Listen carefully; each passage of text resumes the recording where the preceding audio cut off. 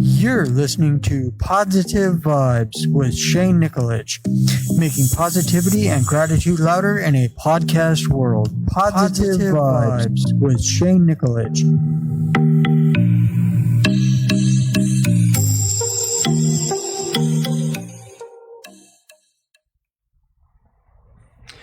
Good morning and welcome to Positive Vibes with myself, Shane Nikolic, your host, and as today, again, I have no guest, so, sorry about that, if you were hoping for a guest, but I have none.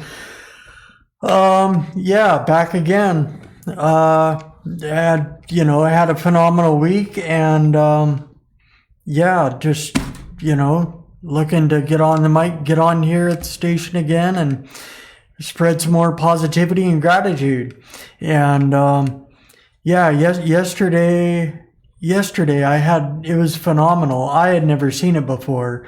I heard from a friend that she's seen it somewhere else, but I saw a couple at the store that I stopped by yesterday afternoon after I took my mom to run some errands, took her to the laundromat because she needed help getting her laundry up there to do, so I took her to do that, and then afterward went to brunch, and after that I stopped by the store on my way home, and it was phenomenal. I got out of my car and was wondering where this loud music was coming from. I get out of my car, and right in front of me there's this couple, the wife standing there with a sign, and the guy, he's standing there playing an accordion, and it's an Italian couple that he lost his job in construction due to COVID, and I'm not sure exactly all the details, but anyway, I am sure that it's a man and wife, a husband and wife, and they have 3 kids, one on the way, and to support his family and help his family get by. In the meantime, until he gets back to work, he plays the accordion. And anyway, so I gave him a few bucks and got his contact info, so that and I took a video of 3 minutes of him playing a song on his accordion, and posted that on my social media, so that, and I got their contact info to give out if anyone wants to help them out. So, that's pretty cool. That I was able to, see that and hear the music and, maybe help them out.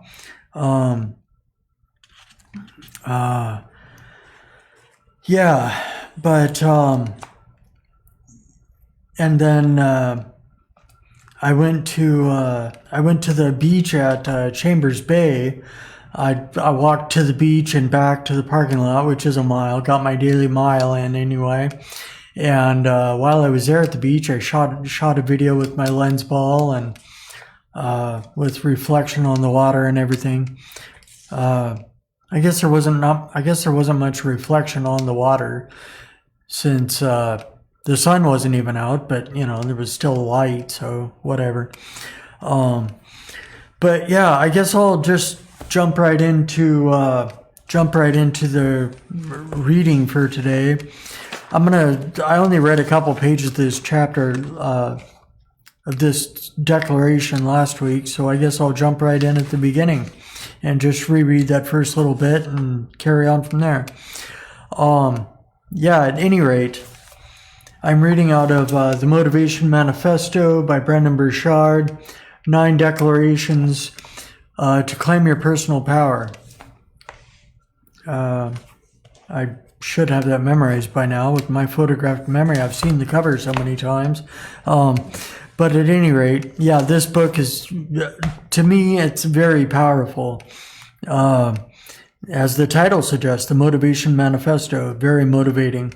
Motivated me to write my own manifesto, write my own autobiography, get my story out there, get this whole thing started. Although, in the beginning, I didn't really picture myself. I never pictured myself sitting at a sitting at a radio station doing my podcast on here. But, that's pretty freaking cool. Anyway, I'll start here. Declaration 4. We shall advance with abandon. Cowards die many times before their deaths. The valiant never taste of death but once.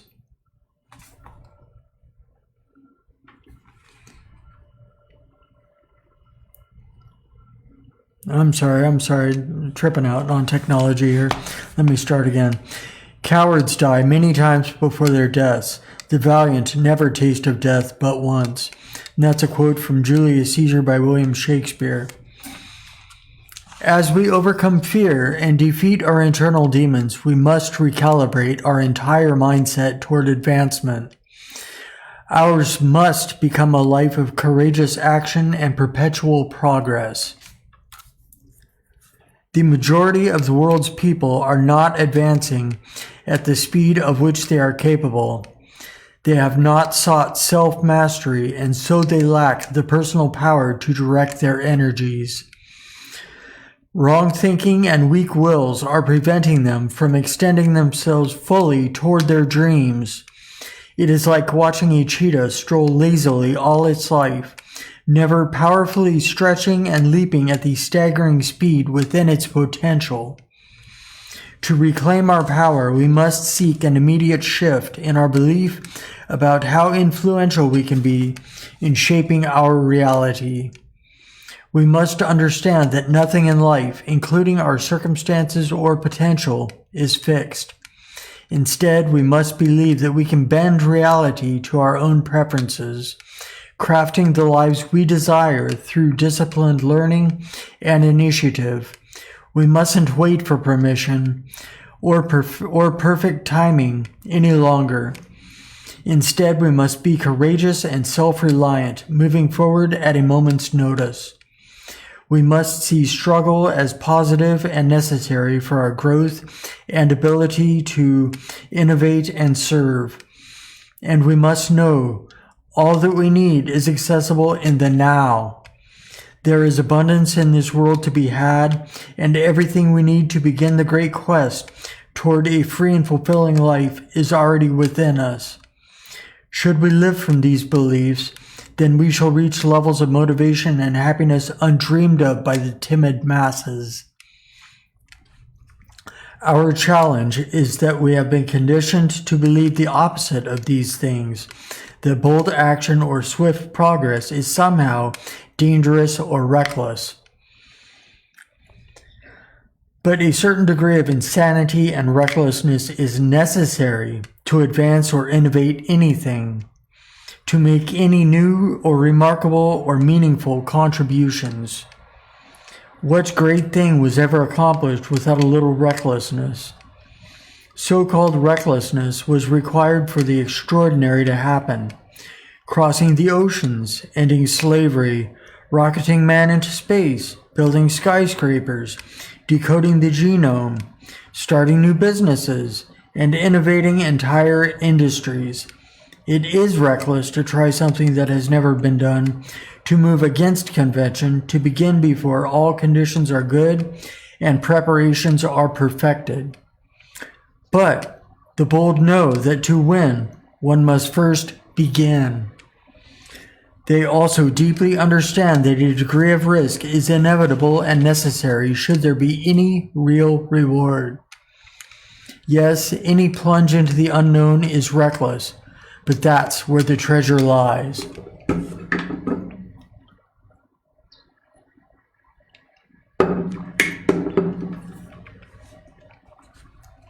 Sadly, even intelligent conversations about success today are shrouded in limiting advice.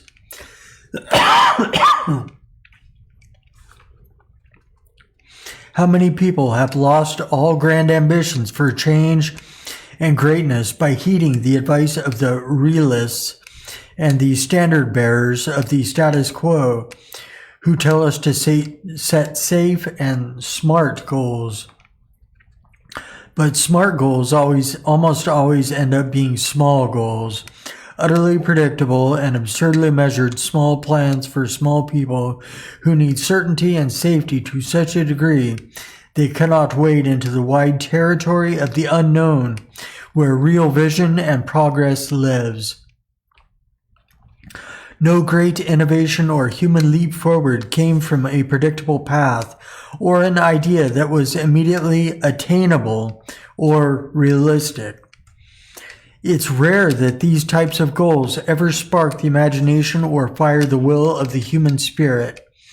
We live in a culture flooded with tasks and spreadsheets and work plans that inspire no heart, no drive, no courage. Should we want true change and a life of our own, we must not, under any circumstances, allow ourselves to settle on a vision or a calling or a change in any arena that is contrived by popular opinion versus our own heart. A truly free person does not fear bringing forth a desire that is unbounded and even scares them a little bit, something that will demand the best of themselves, that might rattle them, but take them out of their own orbit and into the stratosphere of the remarkable. Our destiny hinges on a mindset for bold action. We gain power from again and again allowing ourselves to choose the kind of recklessness that allows us to be vulnerable, genuine, and brave in pursuit of our dreams. When our hearts yearn for action and growth, we should care little about what society says is possible or prudent. Let us judge for ourselves what is worth the risk. Let us decide what progress really means in life, as it surely means more than inching along like snails. Let us decide to take our first steps without knowing how the journey will turn out.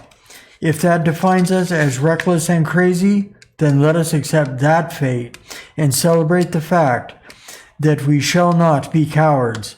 Let us declare we shall advance with abandon. Reality is bendable. This power begins with developing a mindset for real momentum. The first mark of such a mindset is believing that reality is bendable to our will. Those who lack this belief never advance with great power and constancy. Free and courageous people do not avoid their current circumstances but see them as temporary. To those who are self-reliant, reality is not fixed, but rather fickle and moldable. They see their entire existence as something that can be shaped, toyed with, vastly improved. Nothing that exists today must exist forever.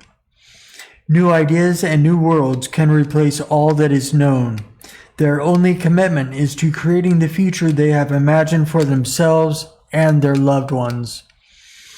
The great say, reality can be shaped and changed by my direct actions, and so I will act with constancy to forge my ideal life. To them, their vision trumps reality. Their dreams have more weight than their circumstances because they know circumstances are alterable with enough sweat and toil and dedication. Victims and quitters take a different view. They often think their reality is fixed, determined by others outside themselves, immutable. For them, reality is all there is. They tell themselves tomorrow is fated to be exactly like today and the days that came before it.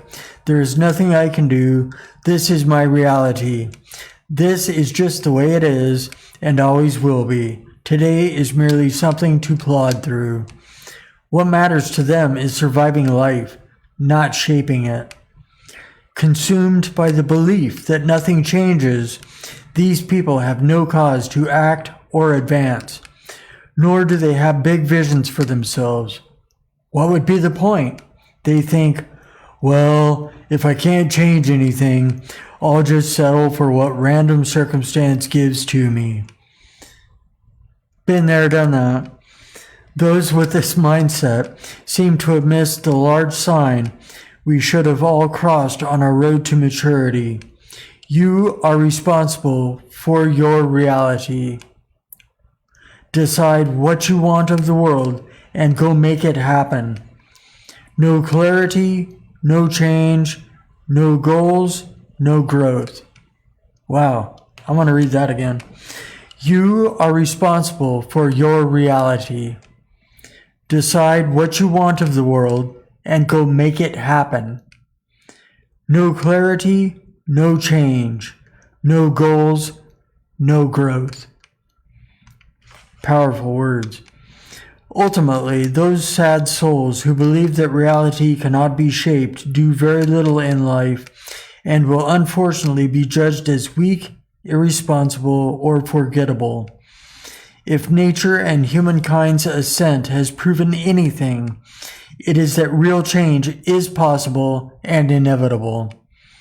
And should we direct it to improve our life and our species, it is our salvation. Let us take this truth into our minds and ask, what of my reality do I like and dislike? What areas of my life have I been taking a back seat on, hoping they would get better, but failing to change my own reality? What would have to change? No, what would I have to change in order to feel more engaged, enthusiastic, and fulfilled with my life? These simple questions have the power to reconnect us with our lives and ultimately with our power. Action is the yardstick of character. Many people never jump into the ocean of their dreams because they feel they must have every possible answer before they leap. They ask, what is the direction of the wind? How many seconds until the water? How many breaths to take before the plunge? What is the precise proper angle for entry? Is anyone else jumping? How many have jumped before? How many strokes to shore? These are reasonable questions, but some will never take the leap, no matter what the answers. Even with overwhelming evidence that the leap is safe, regardless of how many swimmers have taken the exhilarating plunge, the timid will find something wrong in their search, a sure sign that this leap is a doomed descent.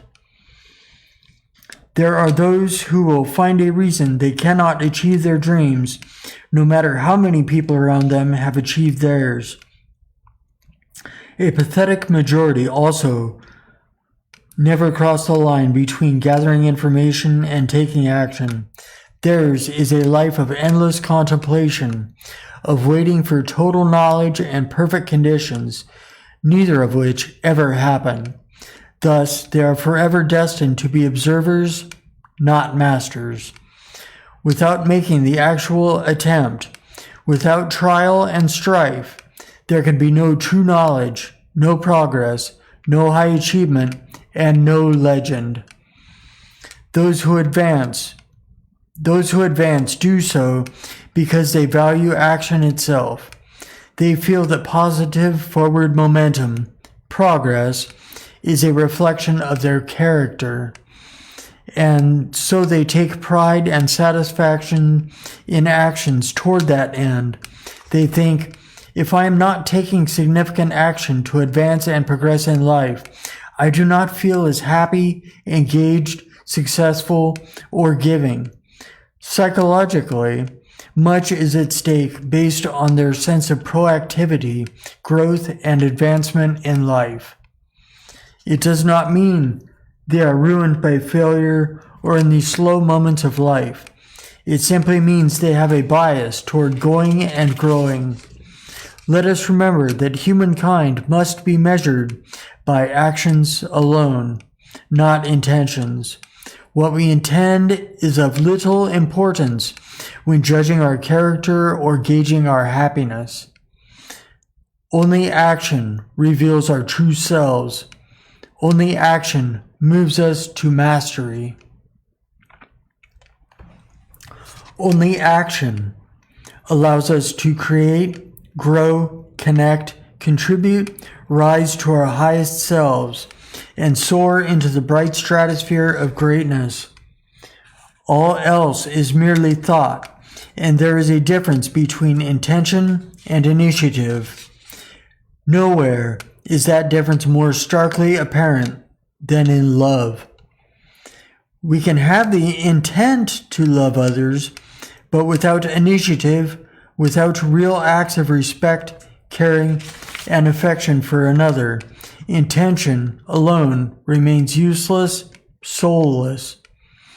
Thinking is not love. Giving is. Individually, we cannot gauge who we are.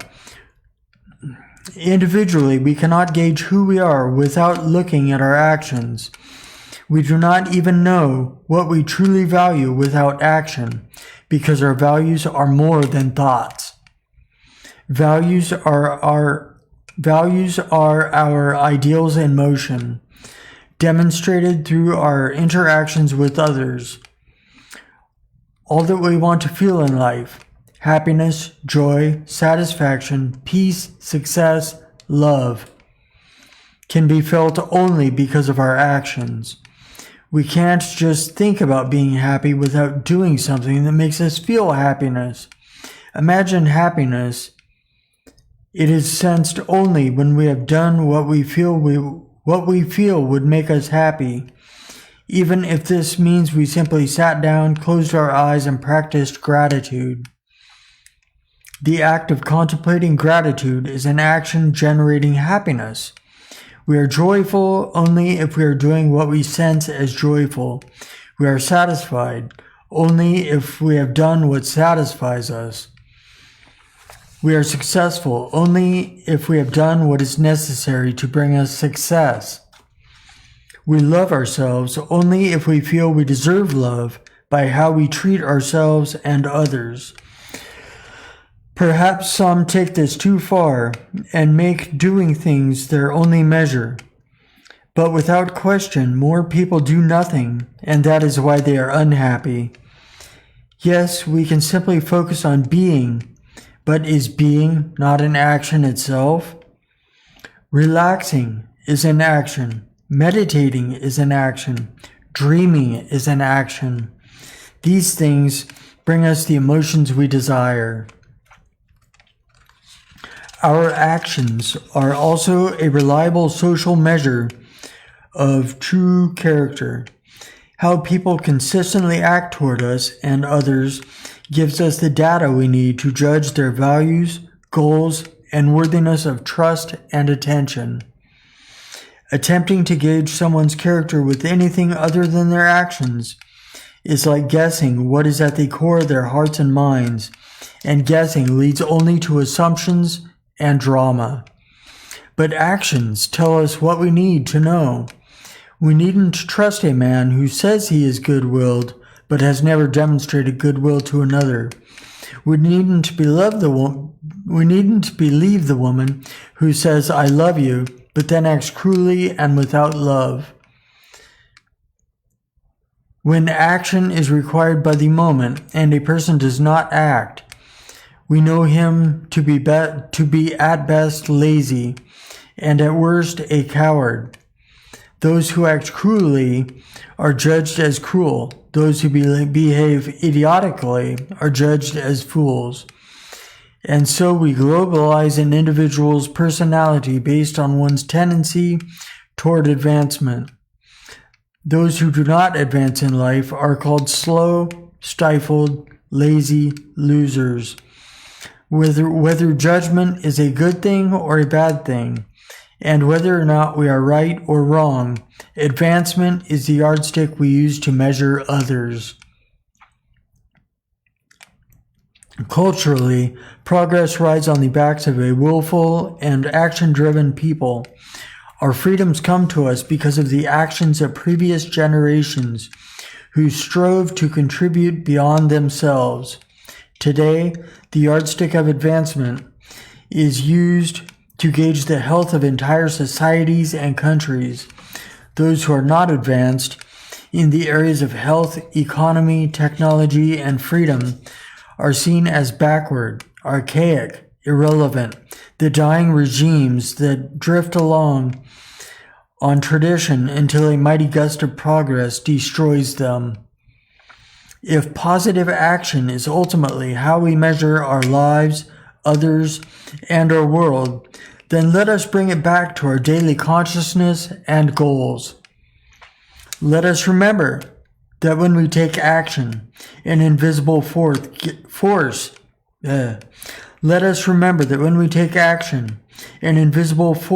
gathers all around us, pulling in opportunities that align with our purpose, propelling us with momentum toward our freedom. Wow. Let us remember that when we take action, an invisible force gathers all around us, pulling in opportunities that align with our purpose, propelling us with momentum to our freedom. Wow, that's powerful. At any rate. And so let us have the courage to face ourselves and ask, am I taking enough bold and significant actions in order to advance my life and reach my full potential? If I were unafraid and acting from my highest self, what would I be doing to move forward in life? What steps must I take today and this week to begin dramatically advancing my health, career, family, and purpose? Permission is not required. Those who fail to advance in life are often immature. They are over-reliant on others for their care, happiness, and success, and so they believe that other people should help them make their choices and approve of their plans and actions. They still want mom and dad to point the way and give a nod of approval at each tentative step. They want their teachers to give them smiles and stars. They want their lovers and friends, their bosses and coworkers, their church and their culture to approve of their actions and be their constant cheerleaders. And the moment they don't get positive support urging them on, they stop. If they don't receive some sort of permission to be themselves or chase their dreams, they do not take those actions. They are trapped by a fear of criticism or abandonment. A long look across their lives reveals a tendency to be always waiting for permission and approval from others, like a teenager waiting for permission to go out. That is their eternal state of life, waiting for the nod of others. Great men and women don't give a damn if anyone approves.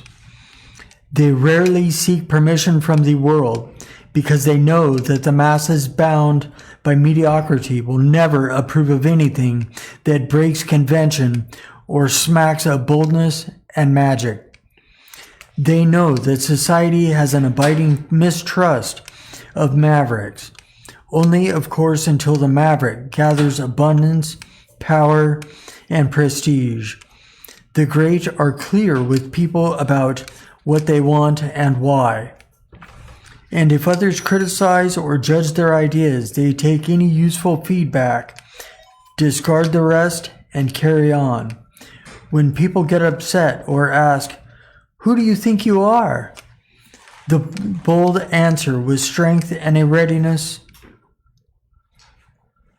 to defend and fight for their dreams. Oh, okay. Let me reread that. When people get upset or ask, "Who do you think you are?" the bold answer with strength and a readiness to defend and fight for their dreams. Got it now. Yeah. Not the bold answer, but like the bold people answer. Yeah, anyway. They do not limit their vision based on how many people nod. The belief that others do not need to grant them permission is palpable in their lives. Over and over they began tasks, projects, and initiatives without anyone's sign-off. They did not need a certificate, a letter of approval, or a content smile from a caregiver. They moved. Let us remember this sad but sure truth. The only permission ever granted by society is permission to follow its norms and traditions. No one will grant permission to advance quickly because they fear being left behind or made a fool for clinging to a world already fading in relevance. With this knowledge, all that we can do once we have an idea for progress is share it openly with people, consulting intelligent sources that might make our path more successful. But we mustn't forever await approval. Gather information and go quickly. The most common sticking point is that we all desire to gain permission from those we trust and love. What of the woman who wants to move to a new city to chase her career ambitions but faces an unsupportive spouse? As with all relationship questions, there is no easy answer. All we can hope is that even should she compromise for a period of time, she will ultimately proceed in some way to follow her dreams. She must find a way to honor both her desires of love and growth. We must anticipate that taking actions that do not meet the approval of others will bring discord. People won't like our boldness. They will call our struggles crazy. There will be sadness and resistance from some who see us moving forward without their permission or without them. This is a reality that must be faced by all those who seek to realize their dreams and potential. Will we choose other people's permissions, preferences, and approval over our true heart's desires and growth? The answer to the question will dictate much about the emotional joy and satisfaction we sense in life. Perhaps it is time to remember that a higher power granted us all the permission we need to follow our heart. The universe, nature, and God gave us power. It is not our duty to give it away by letting our choices be directed by others. Abundance is at hand. There isn't enough time. There aren't enough resources. The economy is bad. No one is making it anymore. There's not enough to go around. These are the cries of the blind to the universe's abundance. All those who have won major life victories have found that all the resources needed to win are within, and that most knowledge needed to succeed is acquired after action. Let us join their ranks and remember these truths. We do not need more time. We need a stronger reason to act so that we use time more effectively. We do not need to await more resources. We need to act, and we will find abundance comes to us. We do not need to wait for perfect conditions. We will find perfection in progress. We do not need to ask in order to receive. We need to give in order to receive. For in giving, we are given too. We cannot timidly await for everything to fall in our laps. We will receive only as we rise and march. For destiny turns its ear to those without fear. These truths form the mindset of readiness and abundance that is needed to advance one's life. The successes of this world are often people who started from scratch. Although they had limited resources, they started anyway. They built businesses and careers, not because they were lucky, but because they believed that everything they needed to succeed would ultimately intersect with their actions.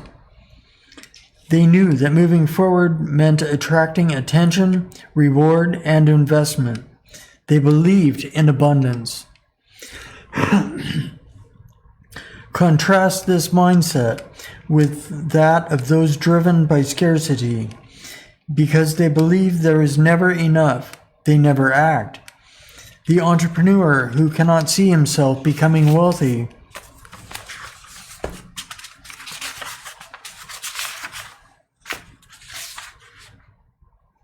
The entrepreneur who cannot see himself becoming wealthy chooses not to execute his ideas.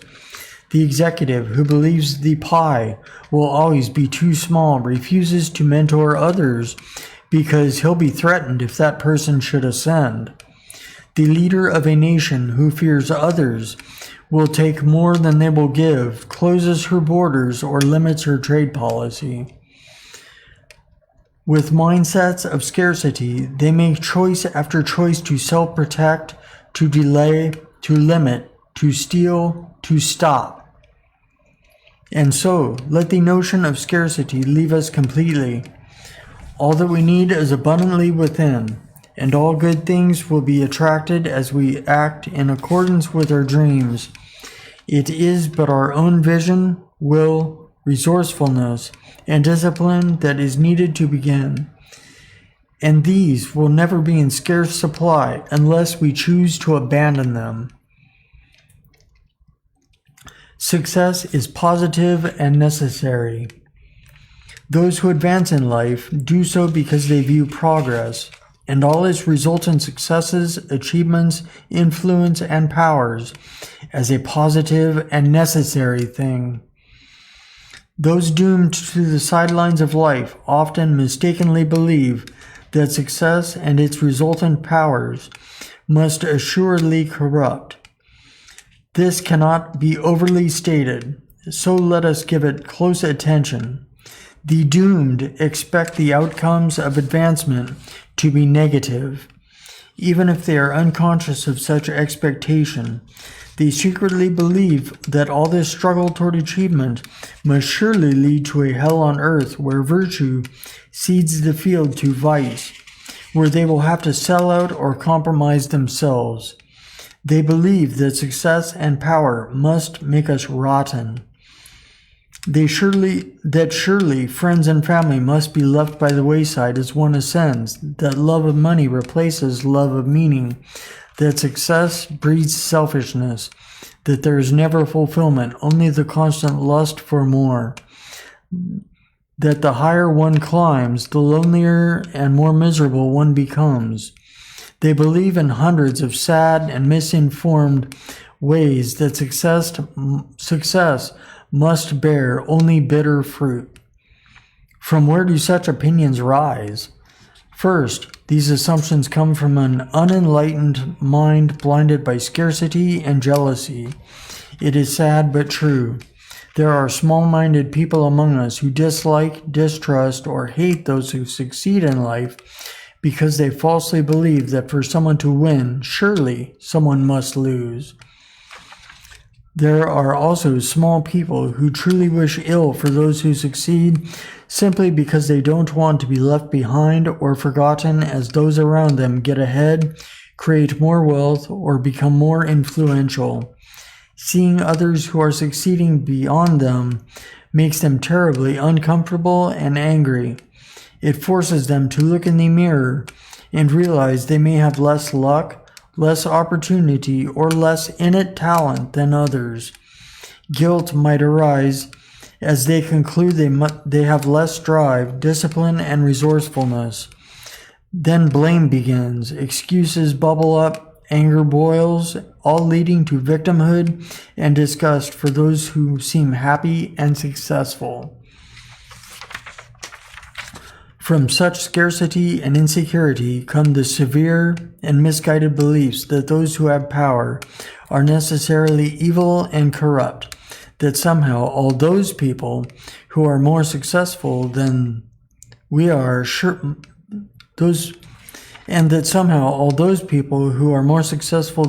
must surely be conspiring to hold us down. Those blinded by these assumptions cannot see their own responsibility for their reality, nor the opportunities available to all people.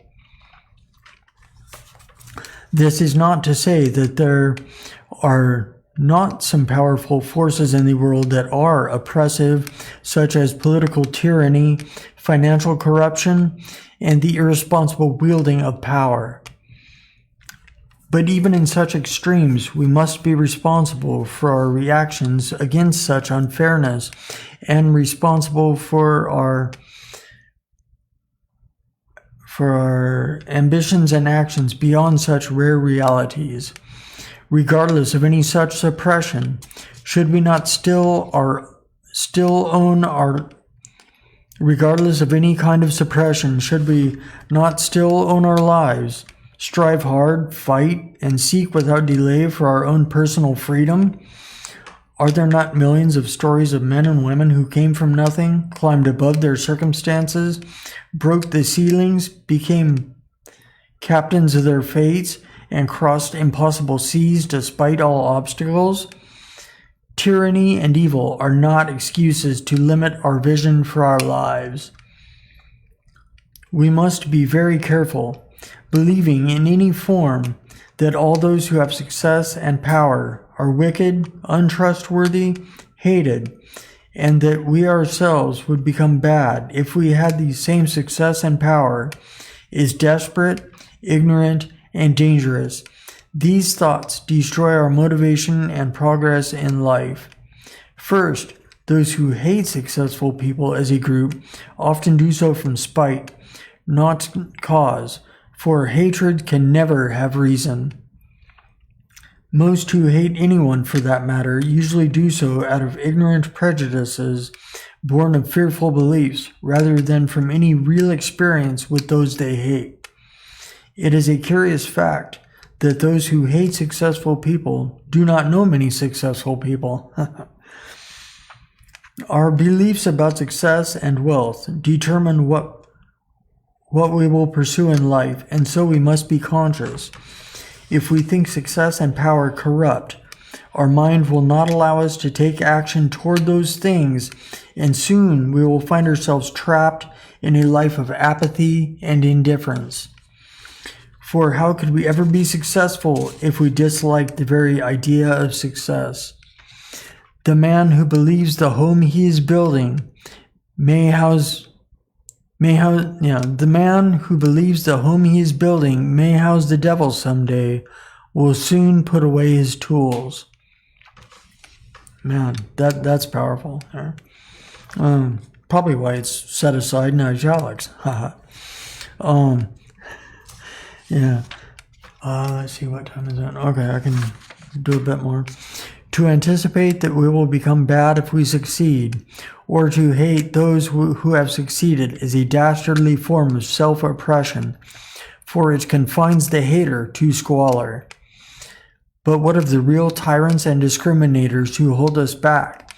Those who cause us pain when we try to move forward, those who prejudice against us because of our race, religion, gender, lifestyle, background? To those bastards, we owe nothing. Our only recourse is even greater action toward our personal freedom in spite of them. Leave them, go around them, outwit them, forget them, but do not halt. On the other side of them, we shall celebrate by choosing to wield our own success and influence in more giving and conscious ways. Do not let these few people blind us.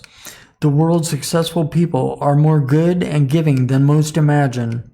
The higher we climb in life, the more we realize just how hard everyone has worked to achieve anything. We might all benefit from realizing that the majority of successful people were often plagued by desperation, heartache, and poverty. Outside of the tiny few who have advanced in life without exerting any real effort, most people of influence earned their own way by discipline, struggle, and service. They broke the chains of their resentment against others and strove for their dreams, knowing no one ultimately held them back but themselves. They recognized that poverty of intelligence, morals, and courage was more crippling than lack of wealth could ever be, and so they strengthened their mind and forged their character with hard work and noble pursuits. What have the great done with the power they earned through striving for freedom and high achievement? More good than ill. They took care of their families for generations. They built ships and schools. They laid roads and rails. They hired people, enabling them to feed and educate their children and pay their mortgages. They raised their own children and enriched their communities. They gave to others and funded the causes that a wide swath of the world benefits from every day. They gave us something to believe in, to strive for, to model. Some did this by the sheer force of their desire and faith. Others started with a measure of wealth. All who sustained it embraced the values of work, progress, service, and freedom. Perhaps it is time we completely overcome our fears and egos, our insecurities and judgments, and learn to celebrate those who had the character and courage required to rise up, gain abundance, and serve greatly.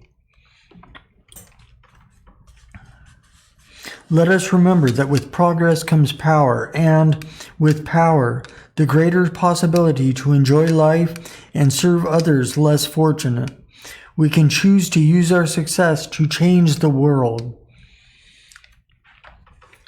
To be sure, people of vice will commit more vice as they accrue more power. But we must also know that people of virtue will only spread more goodness as their influence grows. So let us work hard and enjoy the fruits of our labors without regret or small-mindedness.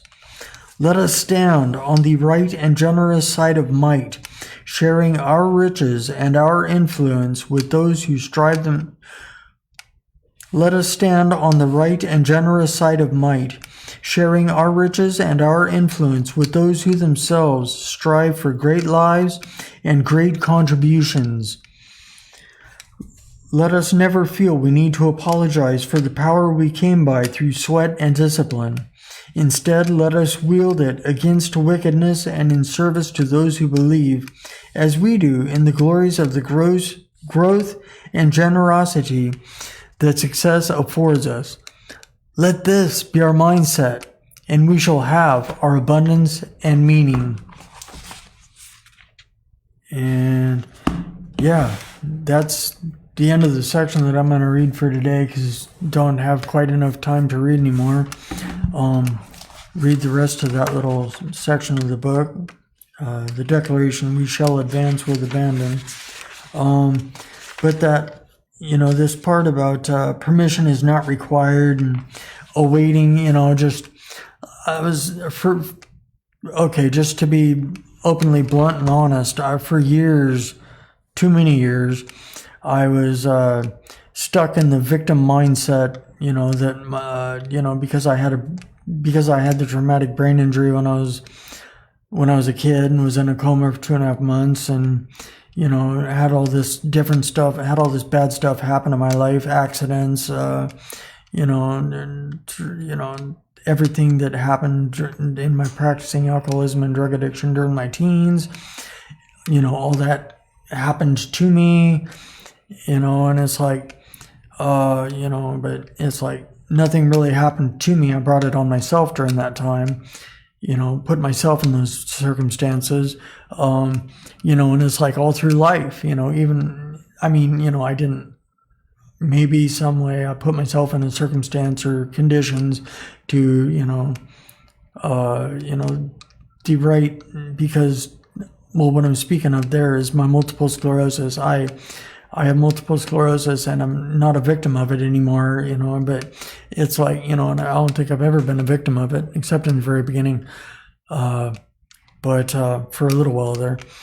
But, it's like with MS, it's like they're not sure if you got to have the right conditions or circumstances, whatever, to develop this disease. But at any rate, I'm not a victim of it, and I'm not a victim of anything. I try not to be a victim of anything that's happened to me, or anything that's happened in my life, moving forward. And that's what I'm all about. And but this here, permission's not required, and I relied on others for too long, and it's like I was waiting on their permission, and it's like I didn't need to, I just needed my own permission, and I've given myself permission. So hey, it's time to keep rolling forward. And I just want to wrap up today's podcast by saying, if you're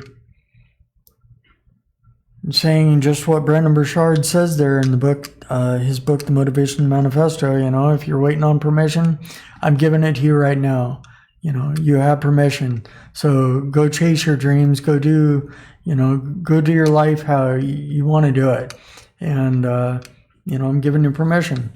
Now just give yourself permission. All right, well, that's it. And as always, stay kind, optimistic, and grateful, my friends and family and whoever else is listening.